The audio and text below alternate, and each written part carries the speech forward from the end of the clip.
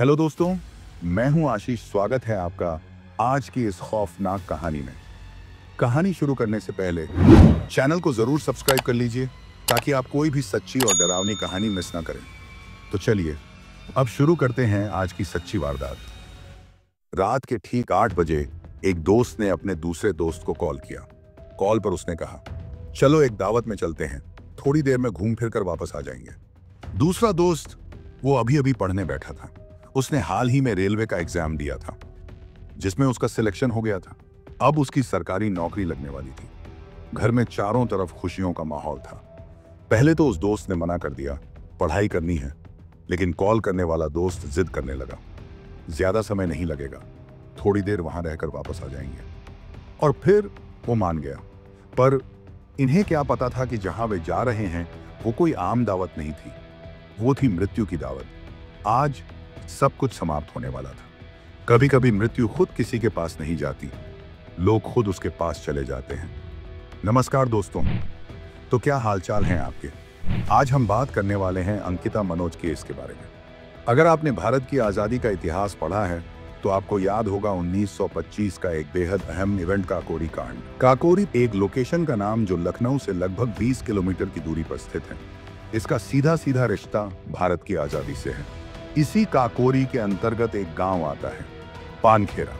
यहीं रहते थे मनोज लोधी, या जिन्हें कुछ लोग मनोज राजपूत कहते हैं। उम्र 25 साल। ये वहीं के दालचंद इंस्टीट्यूट में ITI की पढ़ाई कर रहे थे। 21 मार्च 2025 शुक्रवार की रात 8 बज रहे थे। मनोज अपने घर से अपनी बाइक पर बैठकर निकलते हैं। उन्हें जाते हुए उनके पिता देखते हैं और पूछते हैं, कहाँ जा रहे हो? मनोज जवाब देते हैं, दोस्त के यहाँ बर्थडे पार्टी है, बुलावा आया है तो जाना पड़ेगा, थोड़ी देर में वापस आ जाऊंगा। इतना कहकर वो बाइक पर रवाना हो जाते हैं। जाने से पहले वो अपने गांव के ही एक दोस्त को कॉल करते हैं, 26 साल का रोहित राजपूत। रोहित एक मेहनती लड़का था, पढ़ाई लिखाई में दिलचस्पी रखता था। हर काम से ज्यादा वह अपनी पढ़ाई को प्राथमिकता देता था। लेकिन आज कुछ कामों के चलते उसे पढ़ाई शुरू करने में थोड़ी देरी हो गई। वह अभी पढ़ने बैठा ही था कि मनोज का कॉल आता है, पार्टी में चलो, साथ रहोगे तो ठीक लगेगा, वरना अकेले मन नहीं लगेगा। दोस्ती थी और दोस्ती में ना नहीं किया जाता। रोहित भी मान गया। मनोज अपनी बाइक से रोहित के घर पहुंचा, उसे साथ बैठाया और दोनों निकल पड़े उस अनजानी दावत की ओर। रोहित ने भी अपने घर वालों से कहा, दावत में जा रहा हूं, थोड़ी देर में लौट आऊंगा। गांव में कई लोगों ने देखा मनोज अपनी बाइक पर रोहित को लेकर जा रहा था। वक्त शाम के 8 बजे। धीरे धीरे समय बीतने लगा। दोनों के घरों में उनका इंतजार शुरू हो गया। गांव का माहौल शहरों जैसा नहीं होता। यहाँ लोग जल्दी खा पी कर सो जाते हैं, यही उनकी दिनचर्या है। लेकिन उस दिन मनोज और रोहित दोनों ही वक्त पर वापस नहीं लौटे। परिवार वालों की चिंता बढ़ने लगी। अब कहानी पहुंचती है गांव से करीब 5 किलोमीटर दूर बरकताबाद खुर्रमपुर मार्ग पर स्थित नगवा पुल। 21 मार्च की रात करीब 9 बजे के आसपास एक राहगीर उस वीरान रास्ते से गुजर रहा था। इस समय तक इलाका अंधेरे में डूब चुका था। चारों तरफ सन्नाटा, ट्रैफिक ना के बराबर। अचानक राहगीर की नजर सड़क किनारे किसी चीज पर पड़ी। कुछ अजीब था, कुछ अनजाना और डरावना। वो सावधानी से उस ओर बढ़ता है, टॉर्च जलाता है और अगले ही पल उसके पैरों तले जमीन खिसक जाती है। वो जोर से चिल्लाने लगता है, गांव वालों को पुकारता है, कोई है, कोई आए। कुछ ही पलों में आसपास के गांवों से लोग जमा होने लगते हैं। जगह जगह से राहगीर इकट्ठा हो जाते हैं। हर कोई दौड़कर पहुंचता है उस जगह और वहां रोड पर 2 युवक पड़े हुए हैं। चारों तरफ खून फैला है, जैसे किसी तेज धार हथियार से हमला हुआ हो। एक युवक पर कई बार हुए हैं, बार बार बेरहमी से। दूसरे पर सिर्फ 1-2 बार। लेकिन दोनों की हालत बिल्कुल बेसुध, जैसे इस दुनिया में अब नहीं है। किसी ने घड़ी में देखा रात के 10 बज चुके थे। उसी समय पुलिस को सूचना दी गई। लेकिन ऐसी खबरें पुलिस वालों की भी रूह कंपा देती हैं। काकोरी थाने के इंस्पेक्टर को फोन लगाया गया। उन्होंने बिना देरी किए पूरी पुलिस टीम को घटनास्थल पर भेज दिया। ये कोई हादसा नहीं था, ये था सीधा कत्ल का मामला। पुलिस ने एक नजर डाली और समझ गई, यह सड़क दुर्घटना नहीं है, यह खून से लथपथ एक सोची समझी साजिश है। इन दोनों लड़कों की पहचान करने में ज्यादा वक्त नहीं लगा। भीड़ में से ही किसी ने कहा, ये तो पास के ही गांव के रहने वाले हैं, मनोज और रोहित। उधर पूरे इलाके में इस खबर ने आग की तरह सनसनी फैला दी। चारों तरफ भीड़ इकट्ठा होने लगी। हर कोई यही पूछ रहा था, क्या हुआ, कैसे हुआ और क्यों हुआ। मृतकों के घर वालों को जैसे ही सूचना दी गई, वो बदहवास हालत में मौके पर पहुंचे। बिलखते, भागते, चीखते हुए पुलिस ने घटनास्थल का पूरा मुआयना किया। अब यह केस आम नहीं रहा था, यह बन चुका था हाई प्रोफाइल मर्डर केस। घटनास्थल पर पहुंची एसीपी की टीम, डीसीपी वेस्ट की unit, forensic experts, surveillance squad, crime branch के अफसर, हर कोई मौके पर था। जांच के दौरान पुलिस को थोड़ी ही दूर एक बाइक खड़ी मिली। जब परिजनों से पूछा गया तो उन्होंने पुष्टि की, यही बाइक लेकर मनोज अपने घर से निकला था। अब सवाल था, ये दोनों इस सुनसान जगह पर क्यों आए? किसने उन्हें यहां बुलाया? किसने इस हद तक मारने की योजना बनाई? मनोज के परिजन बताते हैं, बेटा बर्थडे पार्टी में जाने की बात कहकर घर से निकला था। रोहित के घर वालों ने भी कहा, उसने मनोज के साथ दावत में जाने की बात कही थी। अगर यह दोनों दावत खाने के लिए निकले थे तो रास्ते में इस हालत में क्यों मिले? पुलिस का पहला सवाल यही था, क्या यह एक सोची समझी साजिश थी या फिर यह कोई अचानक घटित होने वाली घटना या रोड रेस का मामला? कहीं ये दोनों राहगीरों से लड़ने झगड़ने के बाद तो इस हालात में नहीं मिले। लेकिन जब पुलिस ने दोनों की मौत के बाद की स्थिति को देखा तो ऐसा लगता था यह कोई आकस्मिक घटना नहीं थी। मनोज को अगर किसी पार्टी वगैरह में जाना होता तो वह पहले से ही परिवार को बता देता, लेकिन उसने रात के 8 बजे अचानक से निकलने का फैसला क्यों लिया? क्या यह सब सोची समझी साजिश का हिस्सा था? पुलिस दोनों के शव को पोस्टमार्टम के लिए हॉस्पिटल भेजने की तैयारी करती है, लेकिन यहां नया मोड़ आता है। परिजनों ने विरोध करना शुरू कर दिया, हमसे पूछे बिना इनकी लाशें कैसे ले जा सकते हैं? दोनों परिवारों में बवाल मच जाता है। धक्का मुक्की, बहस और तकरार, मामला अब संवेदनशील हो चुका था। पुलिस को आसपास के थानों से मदद लेनी पड़ती है। आखिरकार जैसे तैसे पुलिस समझा बुझाकर शवों को हॉस्पिटल भेजने में कामयाब हो पाती है। अगले दिन पोस्टमार्टम होता है। अब पुलिस ने मनोज और रोहित की कॉल डिटेल्स निकालनी शुरू की, साथ ही उस रास्ते पर लगे सीसीटीवी कैमरों के फुटेज को भी खंगालने की प्रक्रिया शुरू होती है। पोस्टमार्टम के दौरान सामने आया, मनोज पर तेज हथियार से कई बार हमला हुआ था, लगभग 21 से 22 बार। रोहित पर सिर्फ 1-2 बार। मारपीट के भी निशान थे, लेकिन एक और चौंकाने वाली बात सामने आई।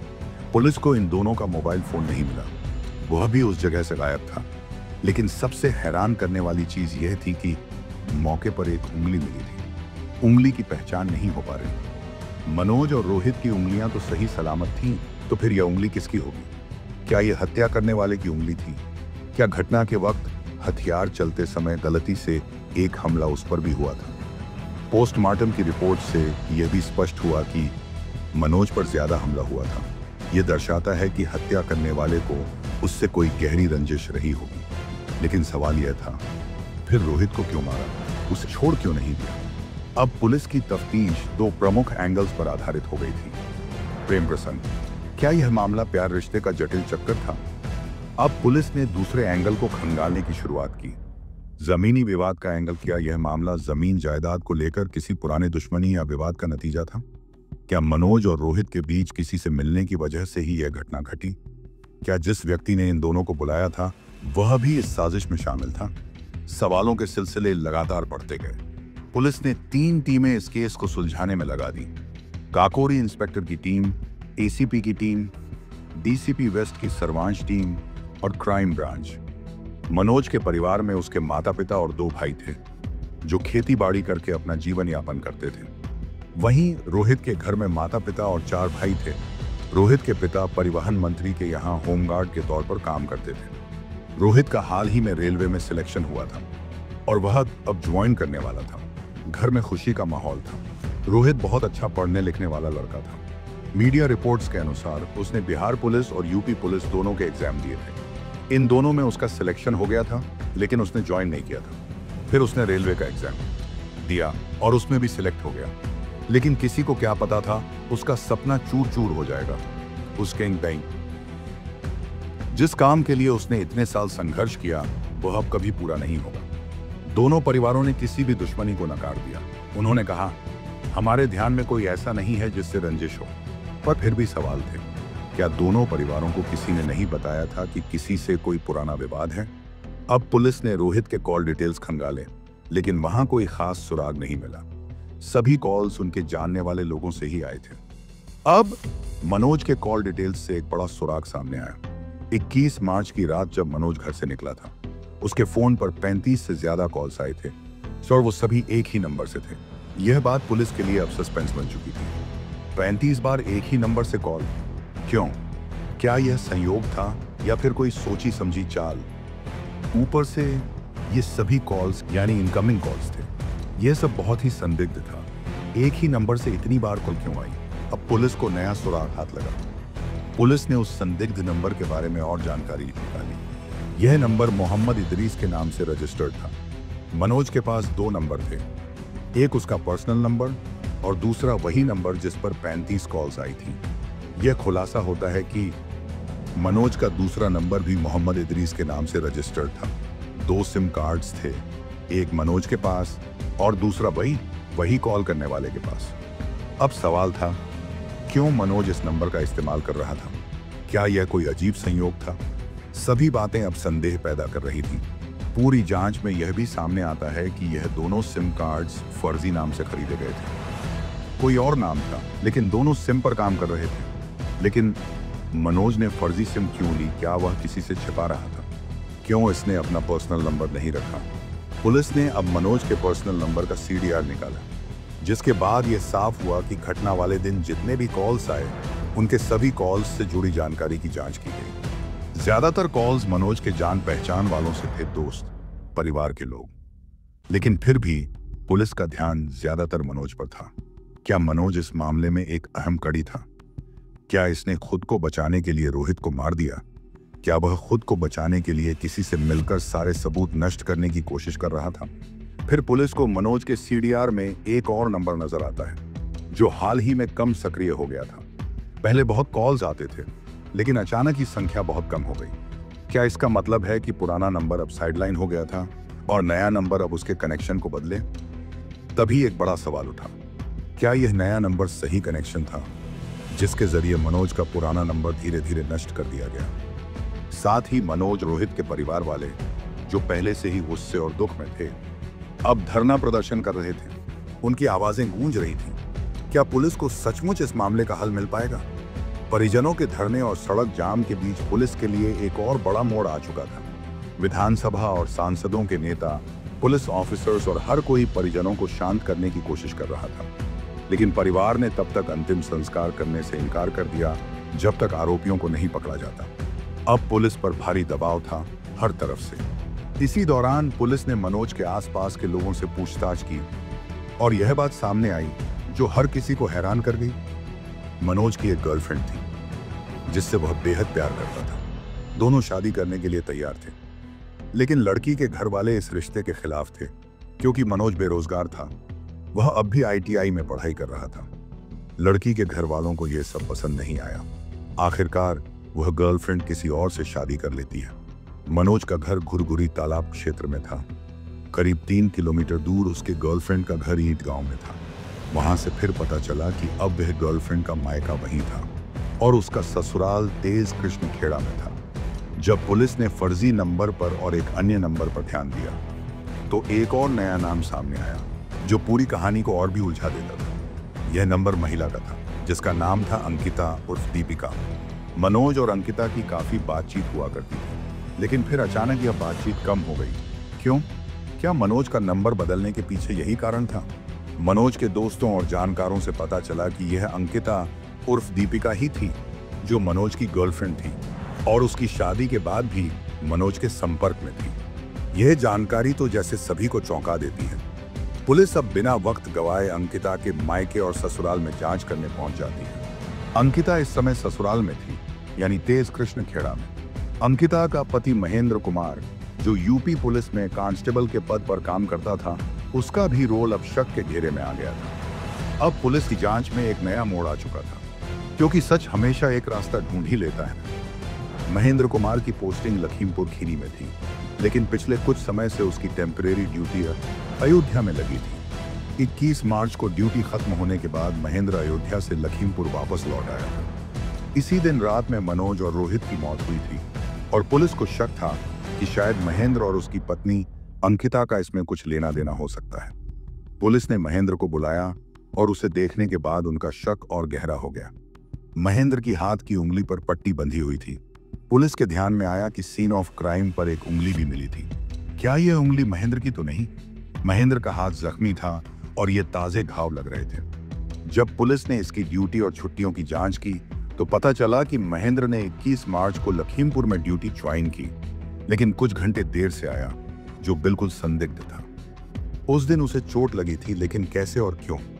क्या वह पानखेड़ा बरकताबाद पुलिया से गुजरते वक्त जख्मी हुआ था?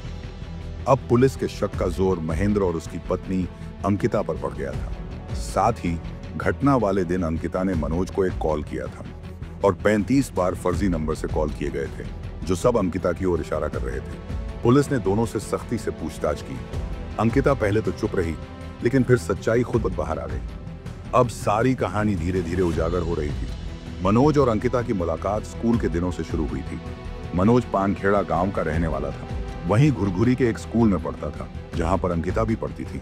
दोनों की दोस्ती बचपन में हुई थी, जो धीरे धीरे प्यार में बदल गई। लेकिन अंकिता के घर वाले उनके रिश्ते के खिलाफ थे और उन्होंने अंकिता की शादी महेंद्र कुमार से करवा दी। अब पुलिस के सामने सवाल उठ रहे थे, क्या यह एक साजिश थी या कुछ और? क्या महेंद्र और अंकिता का प्यार एक खौफनाक हादसे का कारण बना? क्या मौत का यह खेल बचपन की सच्चाई को छिपाने की कोशिश थी? 20 जून 2022 को महेंद्र कुमार ने अपनी पत्नी अंकिता के बारे में कुछ अजीब बातें नोटिस की थीं। महेंद्र 2018 बैच का यूपी पुलिस कांस्टेबल का काम उसे बहुत समय बाहर रहने पर मजबूर करता था। अंकिता और महेंद्र की शादी अंकिता की इच्छा के खिलाफ हुई थी, क्योंकि अंकिता को मनोज से प्यार था, लेकिन वह एक बेकार लड़के से शादी नहीं करना चाहती थी। फिर भी परिवार के दबाव में उसने महेंद्र से शादी कर ली और उसका संपर्क मनोज से पूरी तरह खत्म हो गया। शादी के बाद अंकिता और महेंद्र का जीवन शुरू में सामान्य चलता रहा। अंकिता पति के साथ खुश थी और शादी के बाद मनोज को भूल चुकी थी। लेकिन 1 साल बाद महेंद्र ने महसूस किया कि कुछ अजीब हो रहा है। अंकिता बहुत अधिक फोन इस्तेमाल करने लगी थी। पहले तो महेंद्र ने इसे हल्के में लिया, लेकिन फिर महसूस किया कि रात को जब वह ड्यूटी से घर लौटते तो अक्सर अंकिता का फोन बिजी आता। यह कोई कभी कभी का मामला नहीं था, बल्कि हर बार यही हो रहा था। जब महेंद्र ने अंकिता से पूछा कि वह किससे बात कर रही थी, तो उसने हर बार अलग अलग जवाब दिए। कभी कहा कि मायके के लोग हैं, कभी सहेली से बात कर रही थी, कभी बहन से, तो कभी किसी अन्य परिवार के सदस्य से। क्या कहीं पत्नी का किसी और से कुछ चक्कर तो नहीं चल रहा? यह सोचकर उसने पुलिसिया दिमाग लगाते हुए अपनी पत्नी की कॉल डिटेल्स निकालने की योजना बनाई। हालांकि यह काम आसान नहीं था, क्योंकि कॉल डिटेल्स निकालने के लिए कोर्ट से ऑर्डर या सर्विस प्रोवाइडर से अनुमति लेनी पड़ती है। लेकिन महेंद्र ने अपने सिस्टम से अच्छे रिश्तों का फायदा उठाया। वह अपने दोस्तों और सिस्टम से जुड़ी जानकारियों के जरिए बिना किसी ऑर्डर के अंकिता की कॉल डिटेल्स निकलवाने में कामयाब हो गया। यहां से उसे मनोज राजपूत नामक लड़के से अंकिता की कॉल्स का पता चला। 24 दिसंबर 2024 वह दिन था जब महेंद्र ने पहली बार जान लिया कि उसकी पत्नी मनोज से बात करती है। यह सुनकर महेंद्र चौंक गए और फिर उन्होंने अंकिता से इस बारे में बात की। अंकिता पहले तो मना करती रही और कहने लगी कि वह अपने घर वालों से बात कर रही थी। लेकिन महेंद्र को अब पूरी बात का अंदाजा हो चुका था। अब तो सच सामने आ ही चुका था। फिर पति ने वह कॉल डिटेल दिखाया। अगर तुम्हारे मन में कोई खोट नहीं होता तो सच बता देती, ऐसे झूठ नहीं बोलती। अगर उस लड़के से बात करती थी और सच भी बता देती, तब शायद इतना शक नहीं होता। लेकिन अब बहुत देर हो चुकी थी। अंकिता की आंखों में पानी था और आवाज कांप रही थी। उसने धीरे से सिर झुकाया और फिर इमोशनल होकर सब कुछ उगल दिया। उसने बताया कि हाँ, वह मनोज से प्यार करती थी। शादी से पहले ही उनका अफेयर था, लेकिन जैसे ही उसकी शादी महेंद्र से हुई, मनोज से उसका संपर्क टूट गया था। वक्त गुजरता गया और फिर एक दिन लगभग 1 साल बाद एक मेले में दोनों अचानक टकरा गए। आंखें चार हुईं, पुरानी यादें जाग उठी और वहीं से दोबारा सब शुरू हुआ। वहीं पर दोनों ने एक दूसरे के नंबर लिए और फिर से बातों का सिलसिला शुरू हो गया। जब भी पति ड्यूटी पर होते थे, अंकिता और मनोज मिलते थे। मुलाकातें अब छुप छुप कर हो रही थी और फिर उनके बीच अवैध संबंध शुरू हो गए। चौंकाने वाली बात यह थी कि वो दोनों उसी जगह मिलते थे जहां बाद में मनोज और रोहित की लाशें मिली थीं बरकताबाद पुलिया के पास। क्या यह सिर्फ इत्तेफाक था? अब महेंद्र को सब कुछ साफ साफ समझ में आने लगा। उसने पत्नी को सामने बैठाकर कहा, अब एक फैसला लेना होगा। तुम्हें पति और प्रेमी में से किसी एक को चुनना होगा। अगर तुम चाहो तो मनोज के पास जा सकती हो। मैं तुम्हें रोऊंगा नहीं, सवाल भी नहीं करूंगा। लेकिन अगर मेरे साथ रहना है तो मनोज से रिश्ता विश्व को हमेशा के लिए खत्म करना होगा, हर तरह से। अंकिता थोड़ी देर तक खामोश रही, फिर कहा, मैं तुम्हारे साथ रहूंगी। उसने वादा किया कि वो मनोज से सारे रिश्ते तोड़ देगी, उसका नंबर ब्लॉक कर देगी और कभी दोबारा संपर्क नहीं करेगी। लेकिन दिल में जो ठान लिया हो उसे जुबान से कह देना ही काफी नहीं होता। महेंद्र को उस पर भरोसा नहीं था और उसका शक सही भी साबित हुआ। पत्नी ने जुबान से तो कहा कि मनोज से कोई रिश्ता नहीं रखेगी, लेकिन पति के ड्यूटी पर जाते ही उसने फिर से उससे बात करनी शुरू कर दी। मुलाकातें भी जारी रहीं। इसी बीच घर में एक बड़ी खबर आई। अंकिता गर्भवती थी। एक नए मेहमान के आने की उम्मीद थी, लेकिन ये खबर महेंद्र को खुश नहीं कर सकी।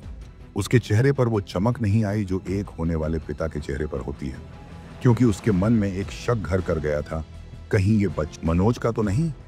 झगड़े फिर से शुरू हो गए। हर रोज के टकराव, आरोप, बहसें और एक बार फिर वही सवाल, या तो प्रेमी को चुनो या पति को। और हर बार की तरह इस बार भी जवाब वही था, मैं तुम्हारे साथ ही रहूंगी। लेकिन महेंद्र अब थक चुका था। हर बार वो एक ही सिचुएशन में लौट आता, शक, झगड़े, धोखा। और तभी उसने तय कर लिया कि अब इस समस्या का हल स्थायी होना चाहिए। अगर मनोज जिंदा रहा तो उसका रिश्ता कभी टूटेगा नहीं, तो उसे हमेशा के लिए खत्म करना ही पड़ेगा। फरवरी 2025 से इस प्लान की शुरुआत हुई। एक कीपैड फोन खरीदा गया, 2 फर्जी सिम लिए गए। एक सिम अंकिता को दिया गया और दूसरा मनोज तक पहुंचाया गया। महेंद्र ने अपनी पत्नी से कहा, अब तुम इसी नंबर से मनोज से बात करना, अपने असली नंबर का इस्तेमाल मत करना। जो सिम तुम्हारे नाम पर है वो मत यूज करना। मनोज तक भी यह बात पहुंचाई गई।